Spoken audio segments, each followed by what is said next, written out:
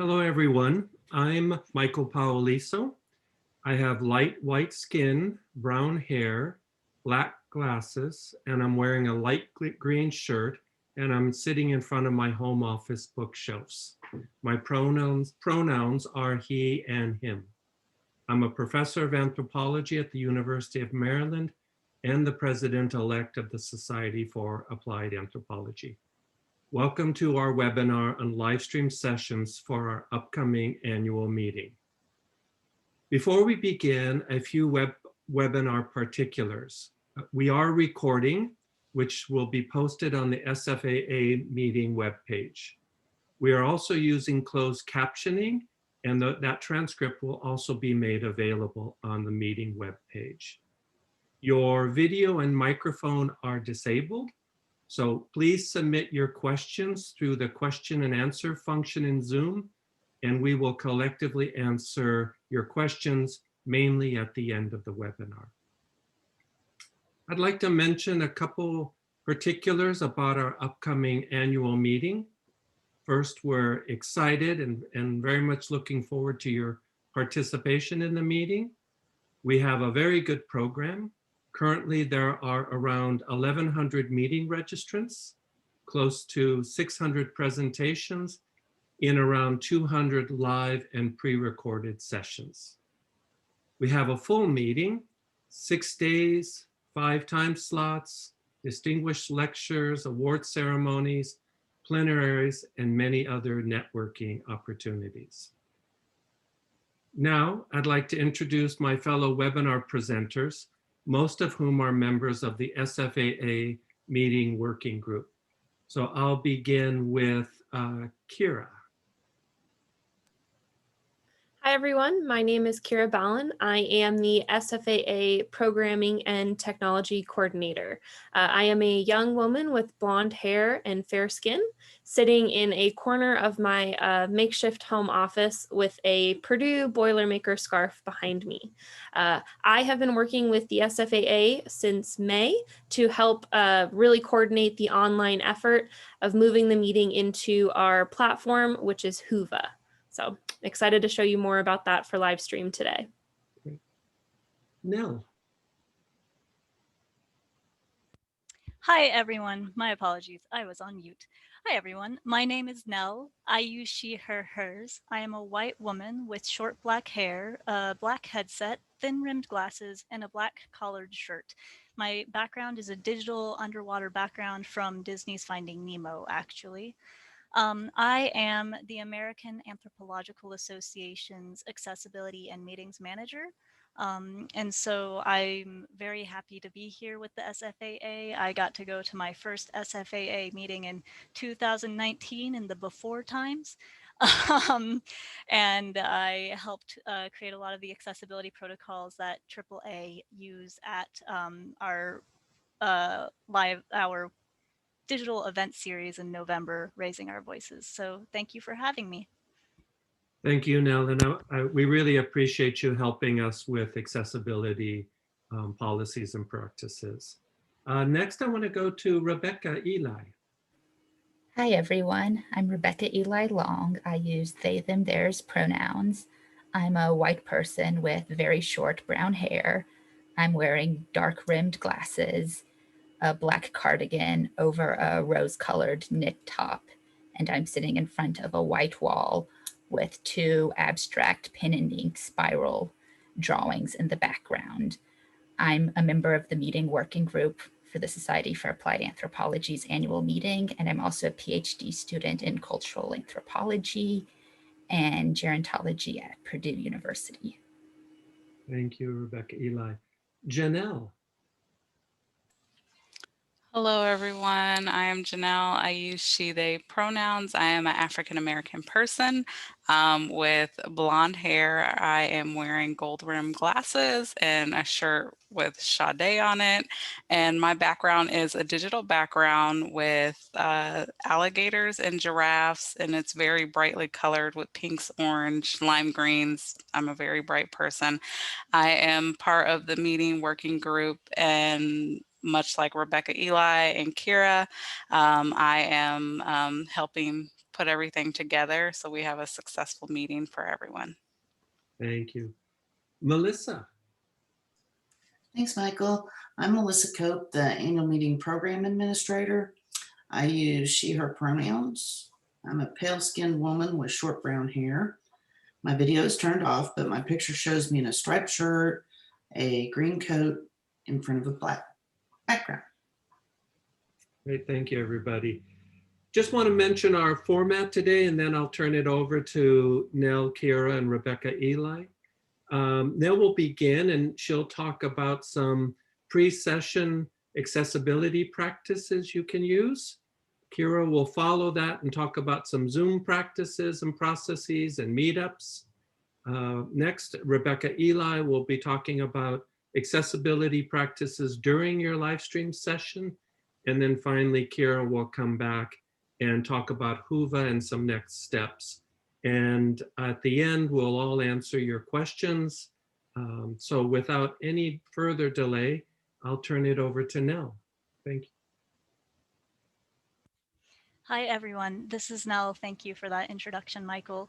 Thank you, everyone, for joining us today. I will hold off and let us get our screen shared first, however. Thank you, Kira. So what's really exciting about accessibility and accessibility practices is that it makes sure that your work reaches a broader audience, that it reaches more people, and that more people can engage with you. And so a really important thing to do to make sure that your work ends up being shared with as many people as possible is preparing your presentation for it to be as accessible as possible. And so this includes 3 specific things to do. 1, create access copies and or an outline. 2, develop a list of key terms. And 3, make sure that your PowerPoint formatting is done in an accessible manner so that your access copies are actually accessible access copies. So I'm going to start with that first point on access copies and or outlines. Access copies are basically anything that you plan on sharing with your audiences through screen share, such as this, will need to be shared in a PDF, Word document, or PowerPoint so that people can download it and view it at their own time and at their own pace.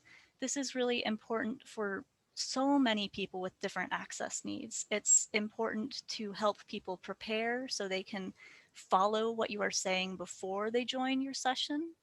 It can help people during the session who like to kind of switch between slides to get a sense of what's coming next or what was happening just a moment ago.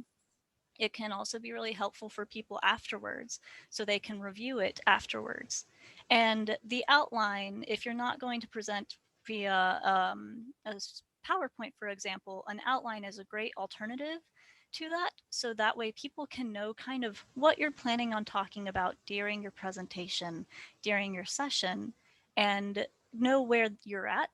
So if, for example, they aren't focused for a moment for any reason, I mean, it can be disability related, it can be related to pandemic working conditions in which we're living in our houses with the people with lots of people and animals around us who may distract us. And so these are really universal applications and helpful for a large amount of people, even if they're primarily developed for people with access needs who have access needs related to disabilities. And so those outlines can be just a quick 1, 2, 3. I'm going to talk about these 3 points. Those access copies might be handouts that you would have given in an in-person meeting. It might be the PowerPoint itself.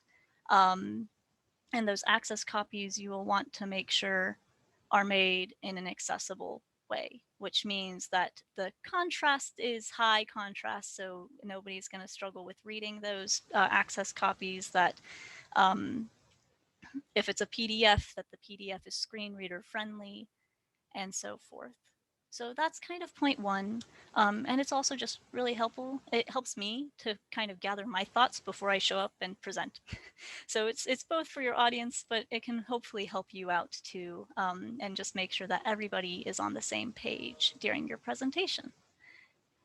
And then, so the next point is a list of key terms. This is helpful for two reasons. It is especially important if you are working with CART captioners, professional captioners who are typing what you are saying and may not have jargon or proper nouns or anything related to that in their automatic dictionary on their CART captioning keyboard, or ASL interpreters. One of the jokes about trying to prepare these key terms is that imagine trying to kind of sign some of the jargon that we use as anthropologists. Even the word hegemonic, right? It's pretty natural to a lot of us, but a lot of the words we use naturally within the field and discipline don't have sign equivalents in American Sign Language, don't have them automatically included in the CART captioning keyboards, which are different from the keyboards we use, the QWERTY style keyboards that most of us use. So this list of key terms is really supportive of CART captioners and ASL interpreters, and can also be helpful for people who may be learning some of the jargon, who are interested in your topic, who want to learn more about your topic, but may have never heard these terms, and it helps them follow along as well.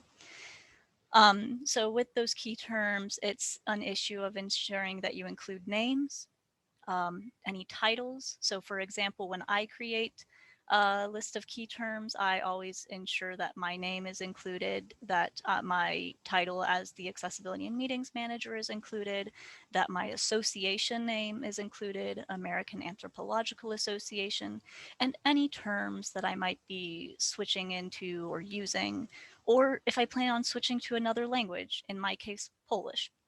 I identify that I will speak Polish, that I will say I'm about to speak Polish. So the poor CART captioner can input into parentheses, speaking Polish, cannot caption. So that the ASL interpreter is ready for that. Or if I plan on using specific terms from the Polish language, I include those and provide kind of phonetic explanations. So ideally, the CART captioner can caption those alongside as well. So that's point 2. And then point 3 is on PowerPoint formatting.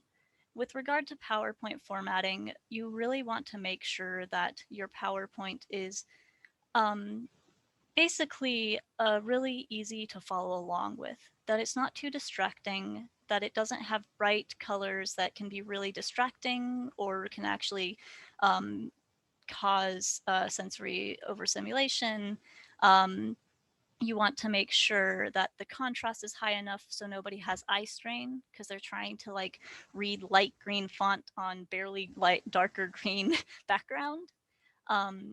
You want to keep those bullet points simple and to the point, so that way people can follow along, and ideally avoid long paragraphs of text. Or if you plan on using those long paragraphs of text, making sure that you don't go below a certain font size, which is that 18 point size. And importantly with PowerPoint formatting, if you format it in advance, especially with Microsoft PowerPoint, and do an accessibility check. So if you put accessibility check, or just write accessibility in the Microsoft search engine on your PowerPoint program, and the same applies to Word even, then it will tell you everything you need to fix, and it will tell you how to fix it. And the minute you fix it is the minute you can print it as a PDF, and you are far closer to having an accessible PDF, which to create an accessible PDF requires Adobe Acrobat Adobe. So basically, doing these checks of the documents you've created beforehand will make sure that your presentation is as accessible as possible, and that your attendees and your audience members can engage with what you are talking about in a really helpful and meaningful way, because they can follow an outline, they can follow the access copy, they have the ability to access the access copy because it's screen reader friendly, they have list of terms, and the ASL interpreters and cart captioners have the list of terms. So that's kind of some of the most important things you can do to prepare your presentation in an accessible way. I think I will pause there and hand off the mic to Kira. Thank you, everyone. Great, thanks, Nell. This is Kira speaking. So I am going to speak twice tonight. The first portion of what I'm going to review is going to be the Zoom processes that we're going to ask live stream presenters to follow, as well as what your session is going to look like in Whova and how attendees will interact with your session on that end. And then at the end, I'm going to review some of the upcoming processes that we're going to take in terms of submitting supplementary materials, getting access to Whova, sending out Zoom links, things like that. So without further ado, I'll go ahead and jump in.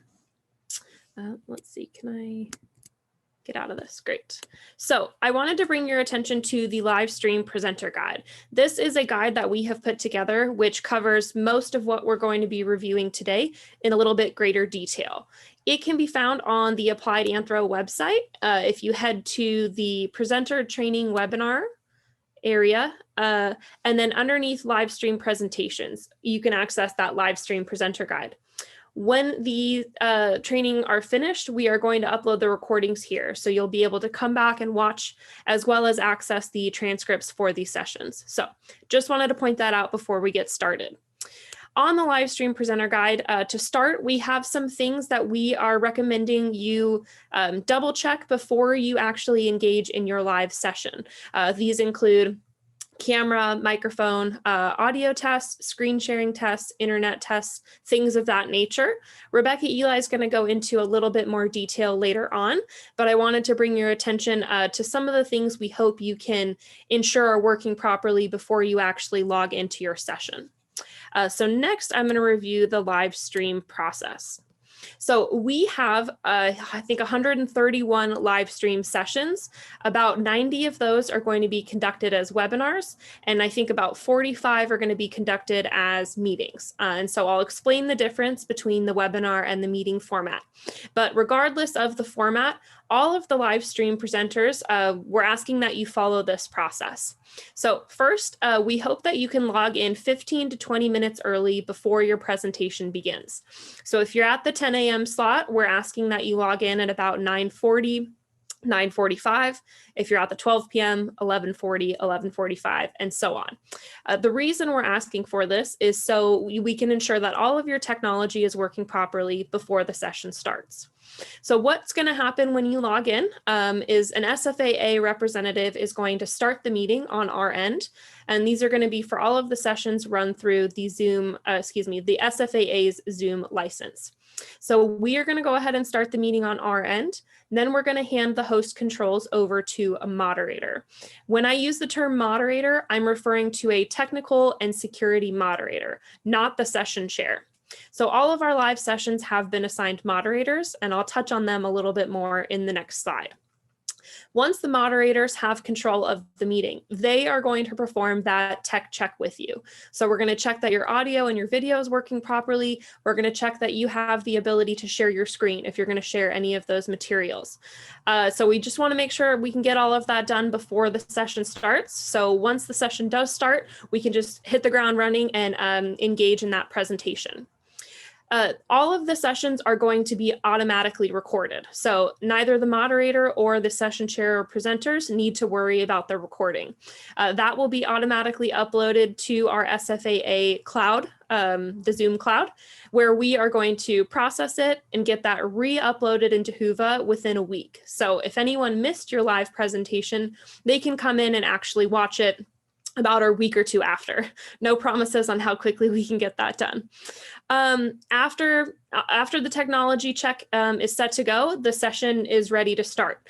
We're going to ask moderators to provide a very brief 1 to 2 minute introduction where they essentially introduce themselves as the tech and security moderator and point out some of the functionality of Zoom, where you can find chat, where you can mute yourself, and things of that nature.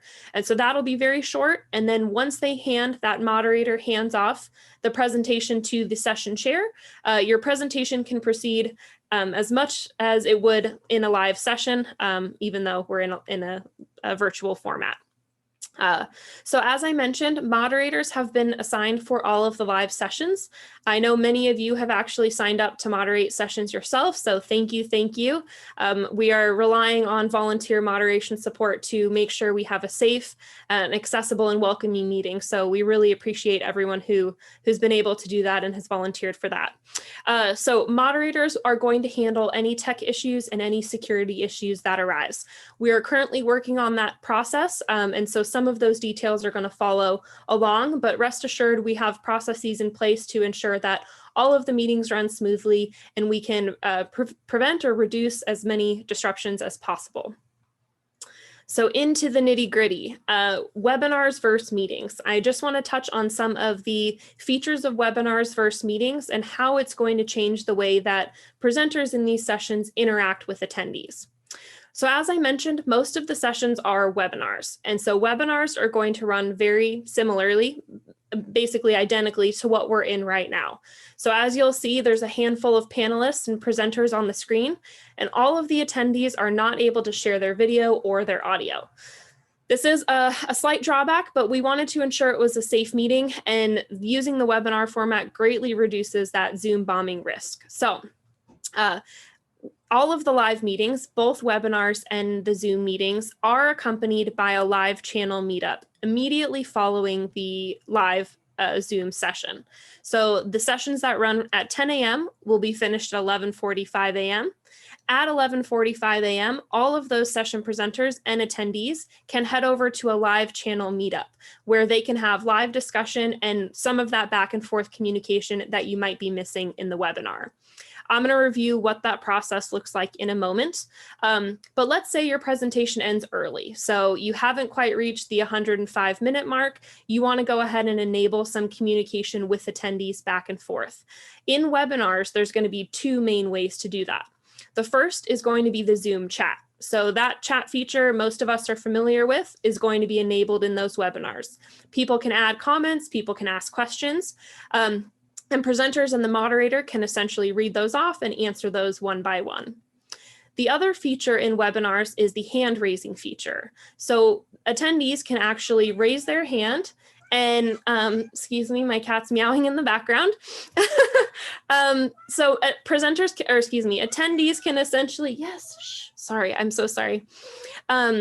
Attendees can essentially raise their hand, and moderators or the presenters will see that hand raise in the participant list, and the moderator can then unmute that participant. So if that attendee would like to ask a question or make a comment, they can do so. The moderator will then mute them again, and the presenters can respond. So we have some instructions in the live stream presenter guide for communicating with your moderator to make sure you have a process established if you want to enable that back and forth communication in the webinar before you move to the live meetup area. Now for meetings also have a live meetup area that they can use after. However, because there's more back and forth communication, this is, the meetings that we're all used to. Everyone's audio and video can be enabled. People can chime in as they please. You don't necessarily need to move out of that into the channel meetup because you'll have that back and forth communication. So it's really up to you. If you're at that 105-minute mark and you're having some lively ongoing discussion, I'll have to double check with Melissa how long the meetings will go for, but you can stay in that Zoom meeting as long as possible before you move to that meetup. And the moderators will also be there to help in case you need to mute any participants, unmute participants, or if there's any disruptions going on. So those are the two big differences between the webinars and the meetings, and I'm happy to review that a little bit in more detail or answer any questions about that. Let's see. Okay, so the other thing we wanted to mention is the difference between the chat function in Zoom and the chat function in Whova.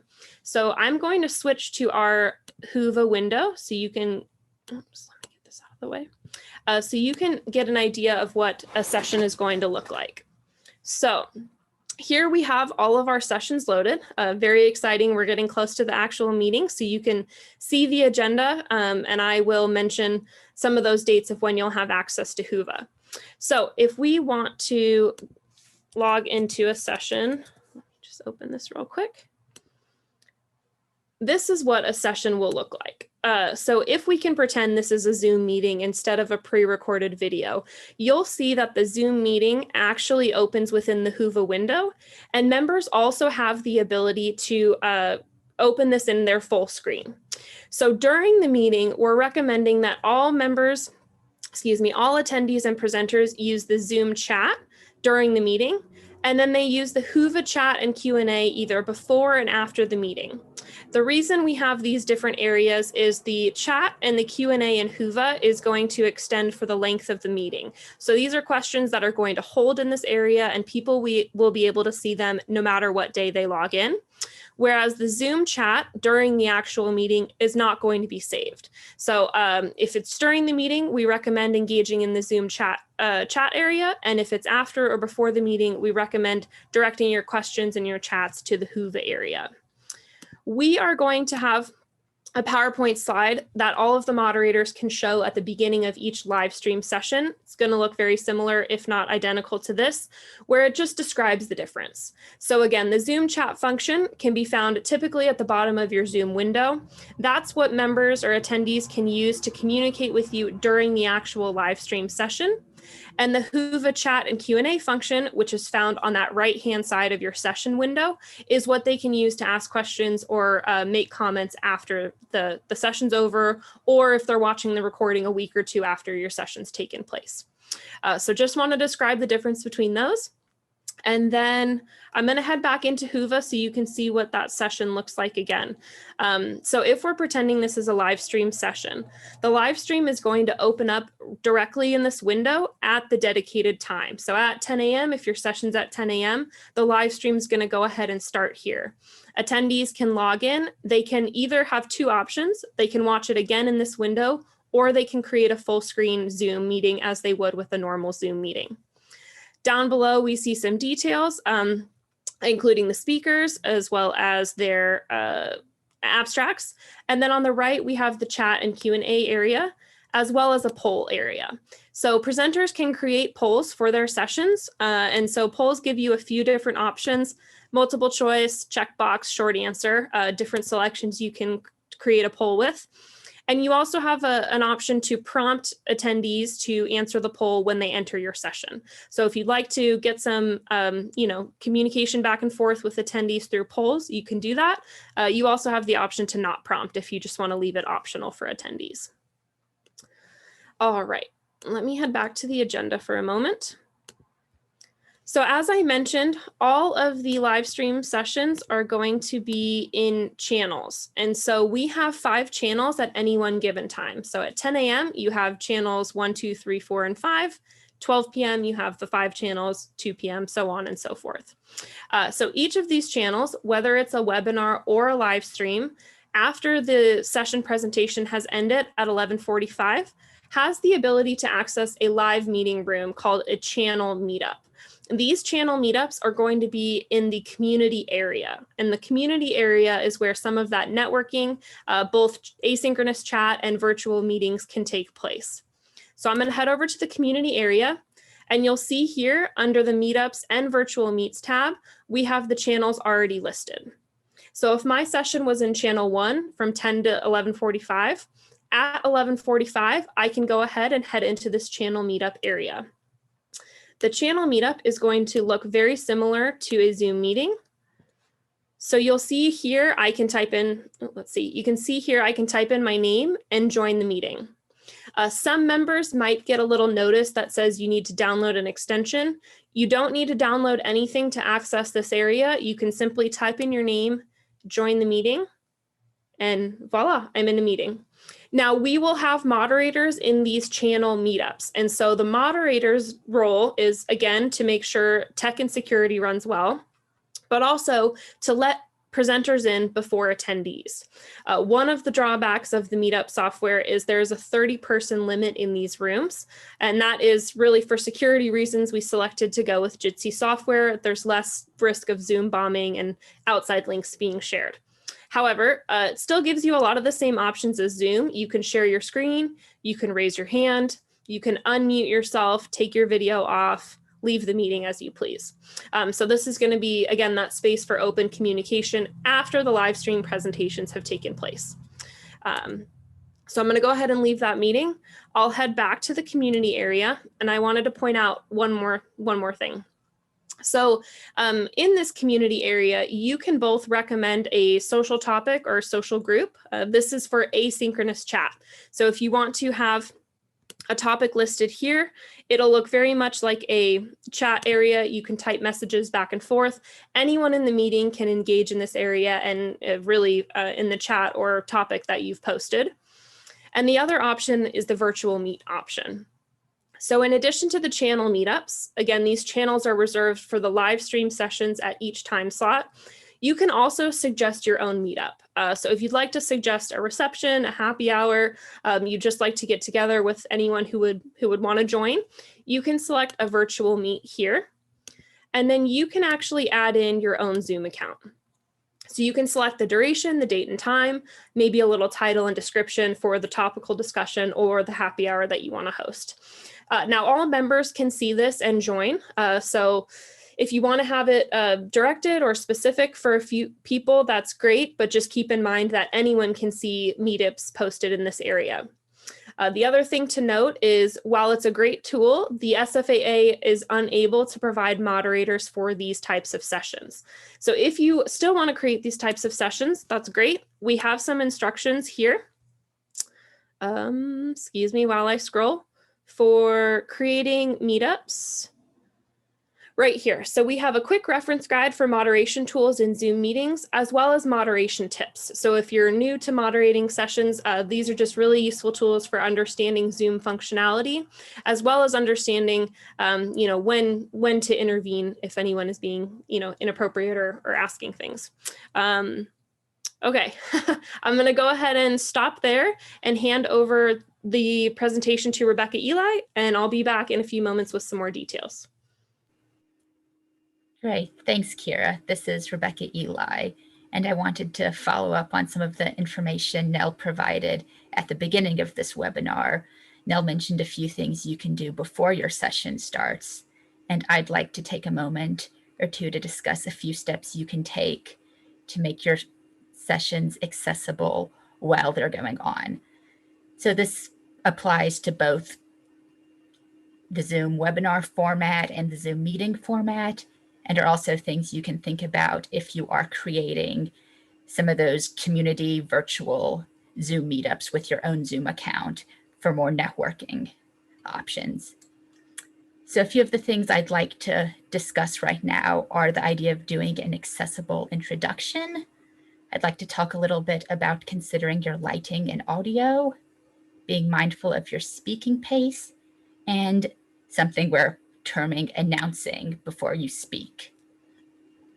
So if you were here at the beginning of the webinar, you might have called us doing accessible introductions. And so this is a way to help people get a sense of your background and what your talk might be about. It's a great place to mention your name, your title, your pronouns, if that's something you feel comfortable sharing. It's also a really good opportunity to provide a visual description. And for this, you can use whatever terms you feel best describe you and that you're comfortable using for yourself. You might mention things like race or skin tone. You might mention your gender, as well as other details about your appearance, like your hair, your glasses, your clothing, as well as maybe where you're joining from, whether that's your physical location or what's behind you and what you might be showing on camera. This is also an important opportunity for you to add content warnings for any sensitive material. And so some examples of these would be violence, sexual content, human remains, basically giving people a chance to just know what to expect before you get into your session. So I know we're all moving on to considering lighting and audio. I know we're all sort of working in less than ideal conditions, and this probably is not the way you are hoping to join the annual meeting. And so we're all working from home. I'm working from my bedroom right now. Like we get it can be very difficult to control your environment completely. We have pets, we have kids, but there are a few steps you can try to take. A great thing you can do is minimizing audio distractions, whether that's through using a headset or doing what you can to make sure you're in a quiet environment. This will help other people understand what you are saying.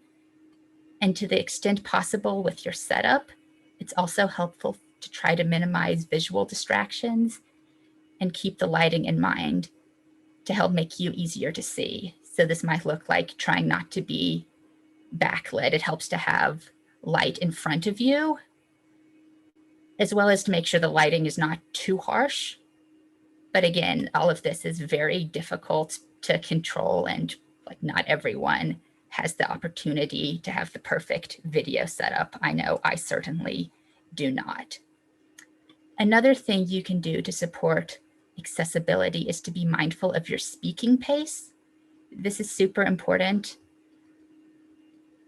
especially if you are reading from a script, because I know a lot of us have a tendency to rush through things, especially while we're presenting. You know, we're worried about meeting our time limit, and maybe we're anxious. And so it's just a great opportunity to take a moment to slow down. If you're using PowerPoint slides, it's a great idea if you're changing slides to remember to pause in between your slides, just to give yourself a little cue to take a moment to check in with your pace.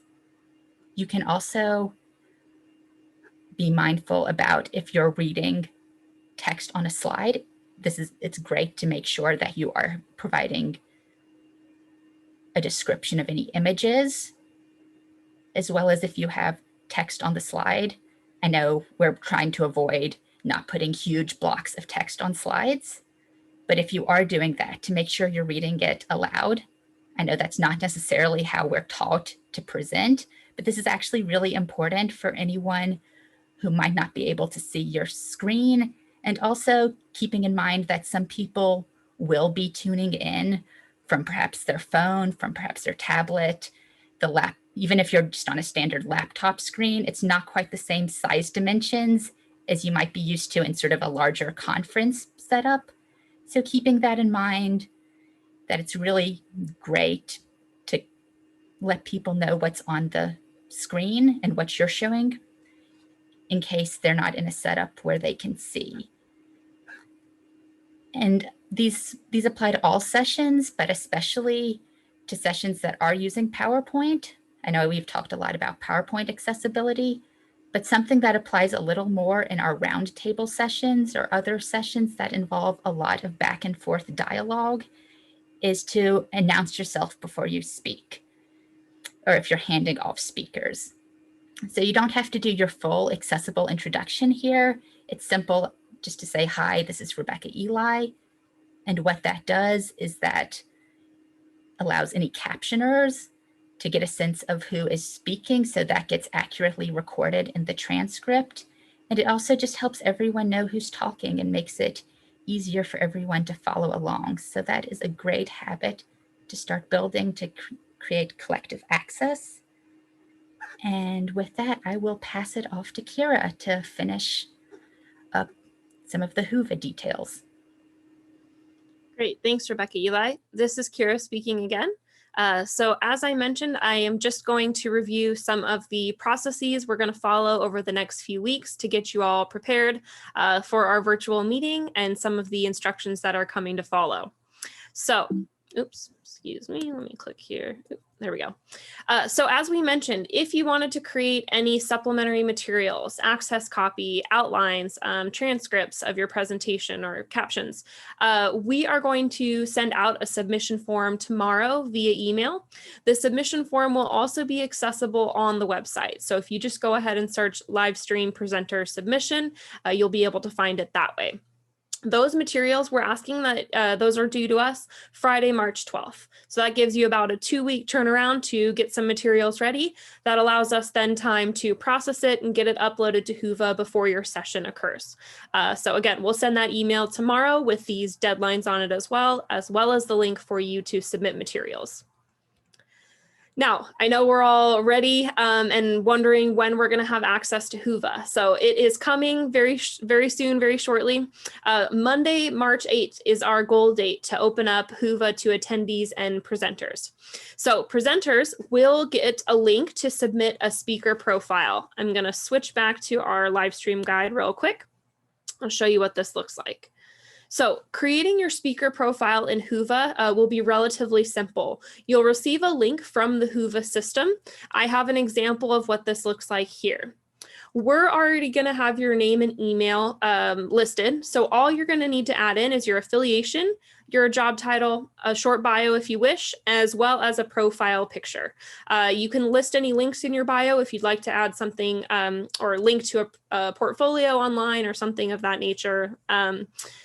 And so, but this presenter link is just for setting up your presenter profile. It won't actually give you access to Whova itself. What will give you access is going to be an attendee link. And so on March 8th, you'll receive both your presenter link and your attendee link. The attendee link, when you sign in and create your attendee account, will actually be linked with your presenter account. So if you'd prefer, you can simply log into the attendee account and create your speaker profile from there. It's up to you. It's just a little bit easier sometimes to access it through the presenter link. So the attendee link is what's going to give you access to the entire Whova event. So you'll be able to see your agenda, the community area, build out your schedule, things of that nature. Now we have some attendee guides on the SFAA website. Bear with me, I'm going to scroll back here for a second. These are going to be located under the meeting webinars of virtual meeting instructions. And under the virtual meeting instructions, we have instructions both for the desktop version and the mobile version of Whova.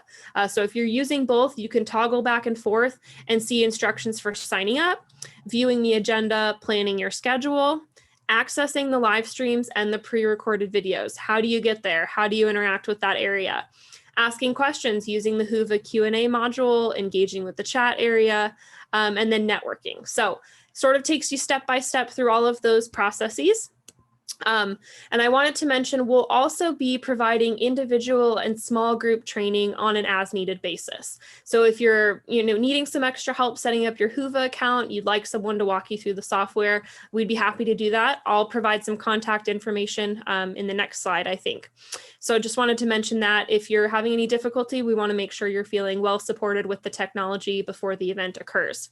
Now, Monday 3/8 gives you about almost 3 weeks till the actual session occurs. So in the meantime, you can start looking at some of those pre-recorded presentations, start building out your event as you like. So really gives you a lot of time to get familiar with the software.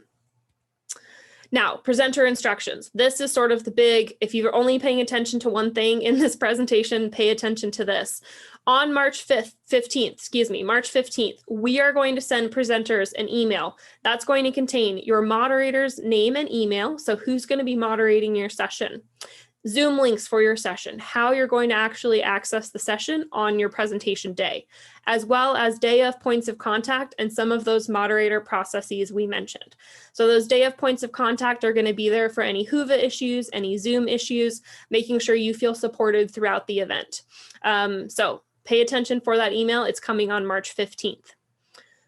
And the final slide here is just some office hours and contact information.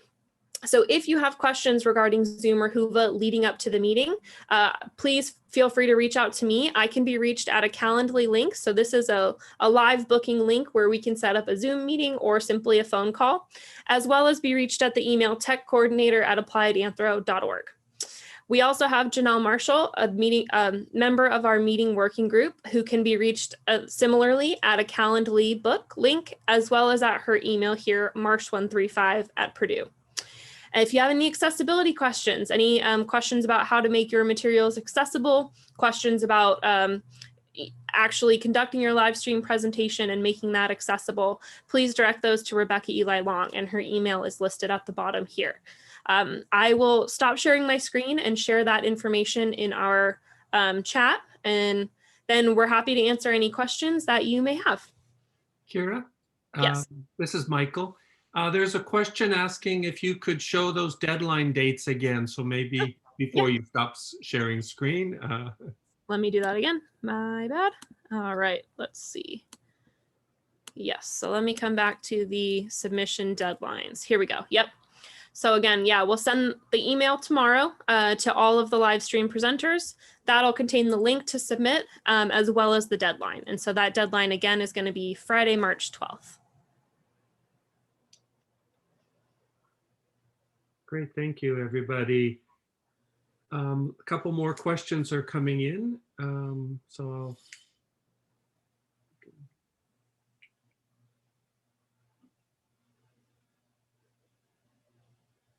a question about the workshops and the deadline. Is that any difference in deadlines for the workshops? So we are going to be giving a dedicated workshop training on the 11th, I believe. Sorry, my calendar's not up in front of me. I sent an email to all of the workshop organizers. Your deadline's going to be a little different. So workshops are going to be conducted on Thursday, the 18th and Friday, the 19th. We can accept any materials for you up until the 17th. And we'll review some of those deadlines and the Zoom processes in our training on the 11th.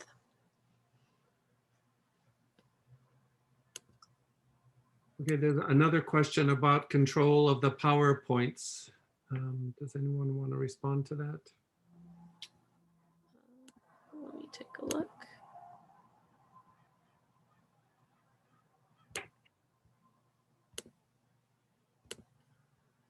I can read it. So you all control the PowerPoints and the other presentation materials. The presenter doesn't. No, so the presenter will control their own materials. So we're going to do that tech check at the beginning to make sure your screen sharing is working. And then when it's your turn to present, you can share your screen and you can control your presentation materials. The next question is it possible to open sessions up to a larger audience, especially things like open discussions or business meetings, if people can't make the rest of the meetings?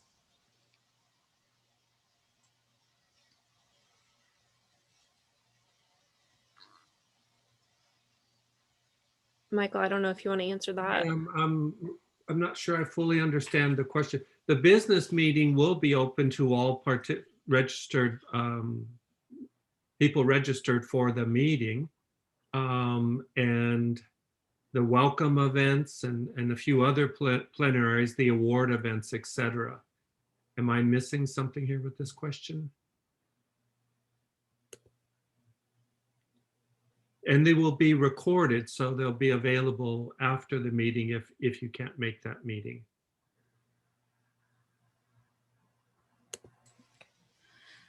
The next question is March 22nd is the local day, which is typically available free without registration. How are we handling in this platform? We would like to provide the link to the local day session as part of encouraging people to participate in advance, along with the web registration link for the remainder of the conference. Yeah, that's a very good question. I think we need to, Jennifer, talk with Mark, who's chair of the program committee. The program committee chair has some waivers to allow people to register. But we need to talk with him and to see to what extent we open up registration on that first day for local day. We do want to open it up, but we may not. I think we'll need some guidance on and restrictions on that. So we'll get back to you on that. The next question is, if our session is live, are the materials due just the PowerPoints and supplementary materials? We won't have pre-recorded presentations. That's correct. For the live stream sessions, the only materials you would submit early would be any supplementary materials. So PowerPoints, outlines, things of that nature. Nothing should be pre-recorded. Everything's going to be live for the actual presentation. Yeah, and I'd like to, this is Rebecca Eli, I'd like to jump in here because I saw another question earlier that was talking about protecting against plagiarism for these access materials. So something we're inviting everyone to do is to make a little, add some text to your file. If you'd just like to say, you know, this material is copyright to so-and-so, please do not share outside of the context of the SFA conference. You do have copyright over all of these materials that you create. They still belong to you. But because they're specifically for accessibility and helping your work reach a larger audience, they do need to be downloadable. So this is something we're asking everyone to work towards completing for the purposes of accessibility.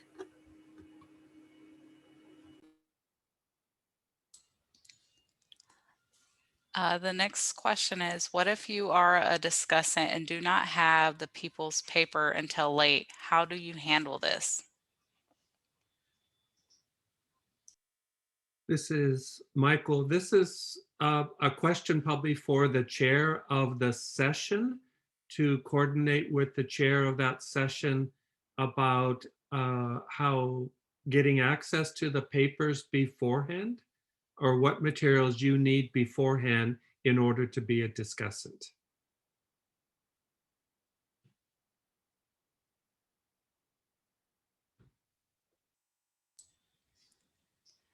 That was the last question in the, the next question, this is Janelle. I am just confirming that I understand all presenters should submit their PowerPoints by March 12th to SFAAs, but we will actually at our sessions be individually presenting them from our own computers. Is that correct? Yes, that's correct.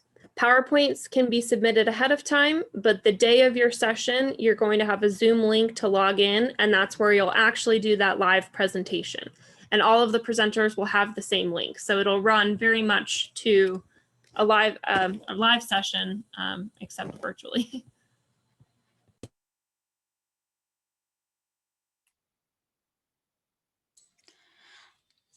This is Janelle. There's a clarification. I do not understand what Rebecca Eli just said about protecting our intellectual property and the accessibility materials. Hi, yeah, thanks for asking for clarification. This is Rebecca Eli. So yeah, what I'm suggesting everyone do is, because these materials are downloadable, to help protect your intellectual property, you can add text saying something along the lines of, please do not distribute this material without the explicit permission of the author, as well as text such as, this is only an access copy and is not permitted to be distributed. So basically taking steps where you're informing anyone who's downloaded the copy that this is your intellectual property and that they do not have permission to share it outside of the context of the SFAA annual meeting. This is Nell, and if I may just add to that, if you plan on sharing any access copies that are Microsoft Word documents, for example, then there are also ways to watermark it, and you can watermark it as access copy. And so that way your material is protected that way. And you can also, if you are interested, watermark what you upload as access copy through a transparent way for your PowerPoint. So there's a few ways. You're welcome to just make sure that, yes, it is your material. Please don't distribute it. This is an access copy.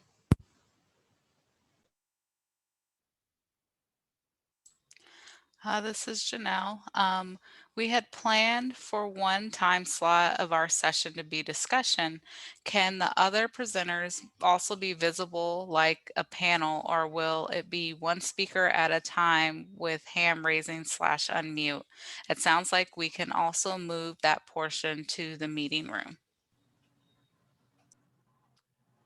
I would recommend getting in touch with Melissa and myself. We can change one of the sessions to a meeting if you would prefer to have open discussion, and that we won't limit it to 30 people.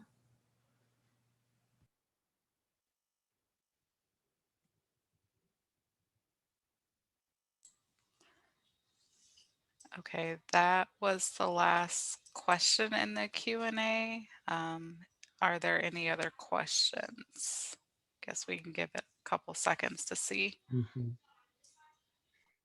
I'd like to just bring up a point. I sense there might be a little confusion about, this is Michael, uploading the access material beforehand, what Nell was describing, an outline or of your presentation, and having to submit your full PowerPoint by March 12th, if that was the, if I remember correctly, the date, because you might be tweaking the PowerPoint later on. So the question is there a difference between what you upload as an access and then perhaps your final PowerPoint?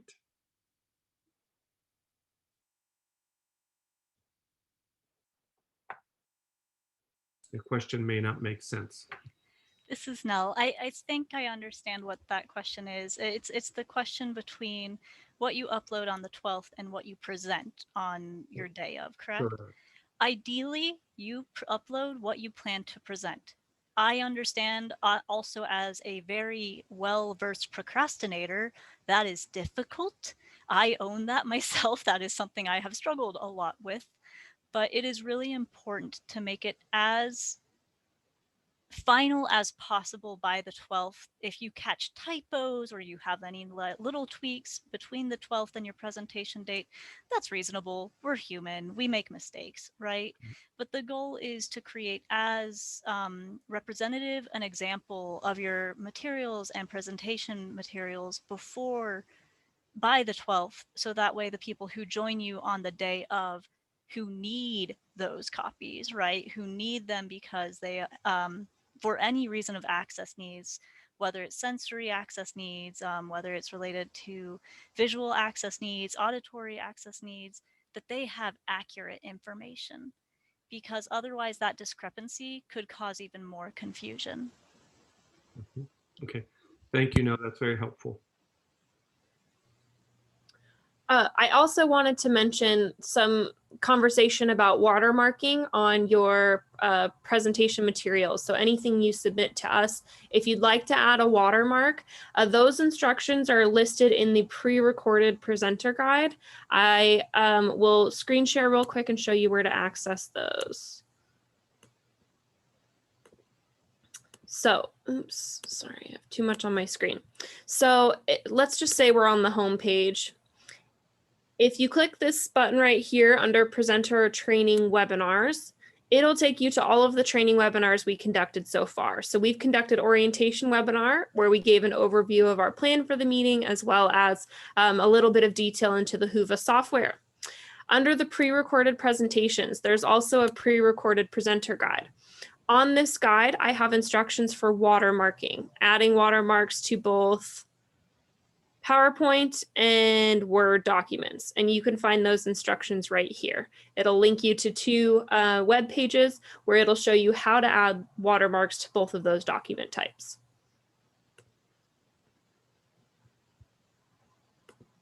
And Michael, this is Melissa. We have an attendee with their hand raised, so I'm going to unmute her and let her ask a question.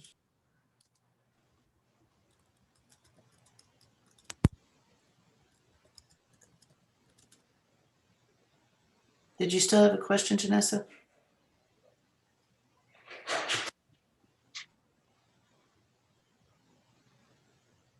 Maybe she didn't. I think you unmuted the wrong Janessa.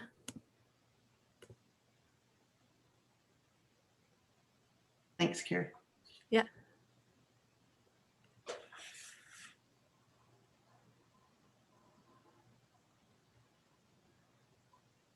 Oh, she's in Q&A now.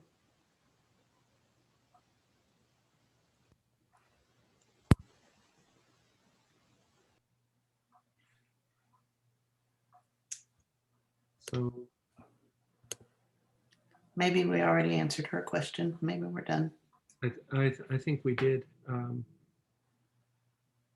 Okay, so I want to thank our presenters today, and again, thank Nell for helping us, and thanks to the American Anthropological Association, and it's been a very good collaboration on accessibility issues as well as others.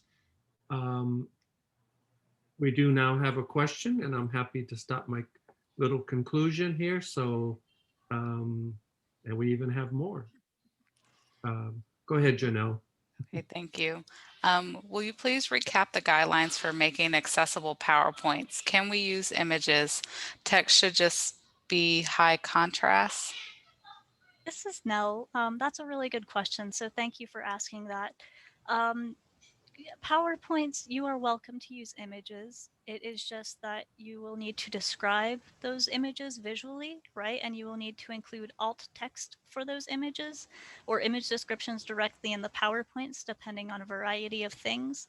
And for some people that can be more stressful, and so people opt out and take out images entirely. That's your call. But images are welcome. Just be aware that you'll need to describe them in some way. When it comes to text, yeah, making sure it's high contrast. There's a lot of really cool tools out there. So I'm gonna put into the chat my favorite tool. I'm gonna confirm that I have typed the right URL, but I'm pretty sure, yeah, it's burned into my head. Contrastchecker.com is a really cool tool that makes sure that your contrast between text and background are high enough, which means you don't have to do black on white. You can have some fun with it, right? But it checks for making sure that it's accessible for AA standards and AAA standards, which the short answer is a ton of people who are experts in coding have established these standards, and AAA is the highest form of accessibility, the most accessible form. And it also makes sure that like you're not accidentally making color choices that are not accessible to colorblind people even, right? So those are two of those, that answers two parts of your question. And then for more points on PowerPoint accessibility, the American Anthropological Association has a resource available at, I believe it is americananthro.org/PowerPoint access tips. I will put that URL also in the chat for everybody. And that you can use that as a reference for while you're creating your PowerPoint, right? And make sure that it's accessible.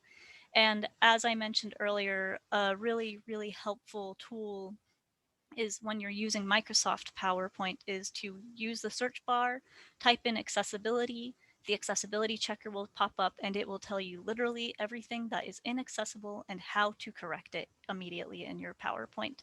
This tool is also available for Google Slides.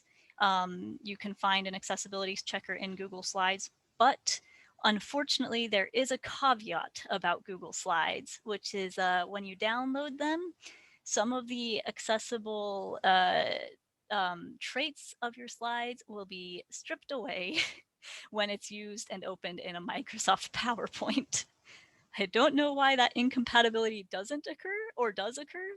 It is very frustrating though. So if you do have access to Microsoft PowerPoint, I highly encourage using that. If you don't, then using Google Slides and linking people to the Google Slides directly is probably better than downloading the PowerPoint from Google Slides and uploading it as a PowerPoint. There might be something that I just messed up by saying that on the SFAA upload scale of things, but that is something to consider as you prepare your PowerPoint and kind of the tech side of accessibility on PowerPoint slides.